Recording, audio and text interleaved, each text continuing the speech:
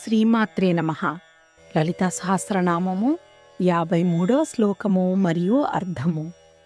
సర్వయంత్రాత్మికా సర్వతంత్ర రూపా మనోన్మని మాహేశ్వరి మహాదేవి మహాలక్ష్మీర్మృడప్రియా.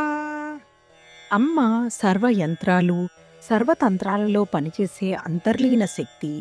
ఈ జగత్తులో ఉన్న ప్రతి యంత్రం అనగా సాధనం, శరీరం, ప్రకృతి వ్యవస్థ మరియు ప్రతి తంత్రం అనగా శాస్త్రం, విధానం, నియమం, ఆధ్యాత్మిక మార్గం కేవలం బయటి ఆకారాలే.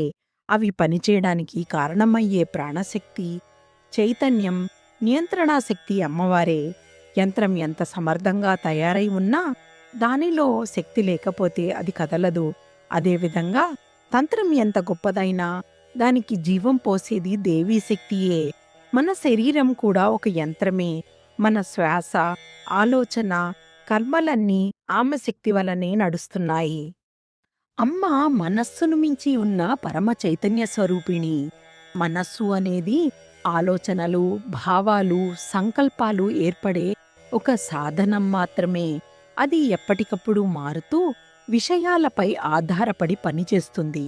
కానీ అమ్మవారు ఈ మనస్సుకే ఆధారంగా ఉండే శుద్ధ చైతన్యము. అమ్మను మన ఆలోచనలతో పూర్తిగా అర్థం చేసుకోవడం సాధ్యం కాదు.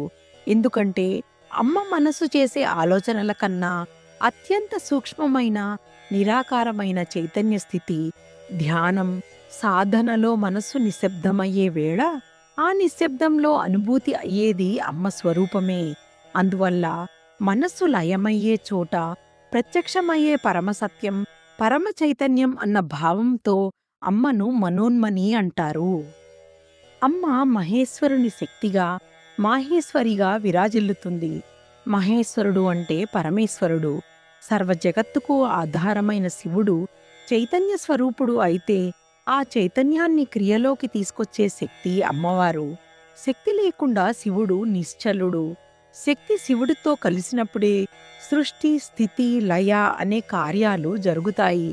అమ్మ కేవలం శివునికి తోడుగా ఉన్న శక్తి మాత్రమే కాదు, ఆయనతో అభేదంగా ఉన్న శివశక్తి స్వరూపం. ఈ ఏకత్వాన్ని సూచించేందుకే అమ్మను మహేశ్వరి అంటారు.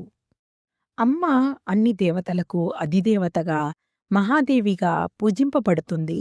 ఈ విశ్వంలో ఇంద్రుడు, వరుణుడు, అగ్ని, వాయువు వంటి దేవతలందరూ ప్రత్యేక కార్యాల కోసం ఉన్న శక్తులే. అయితే ఆ శక్తులన్నింటికీ మూల కారణమైన ఏకైక పరమశక్తి అమ్మవారే. దేవతలు తమ తమ అధికారాలు, శక్తులు, కార్యసిద్ధి అన్నింటినీ ఆమె అనుగ్రహం ద్వారానే పొందుతారు.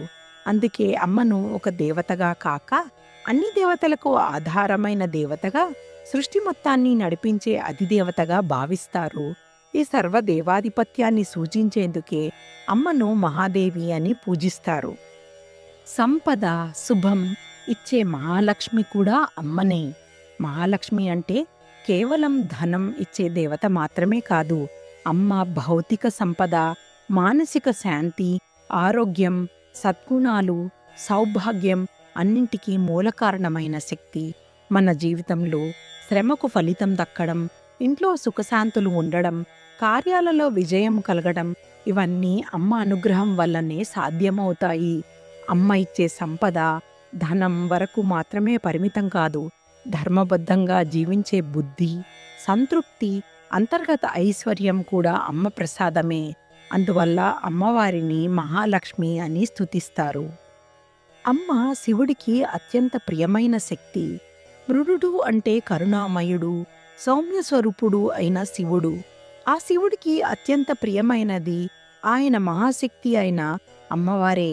శివుడు తపస్సు, వైరాగ్యం, లయకు ప్రతీక అయితే అమ్మవారు కరుణ, సృష్టి, పోషణకు ప్రతిరూపం. ఈ రెండూ కలిసి ఉన్నప్పుడే విశ్వసమతుల్యత నిలుస్తుంది.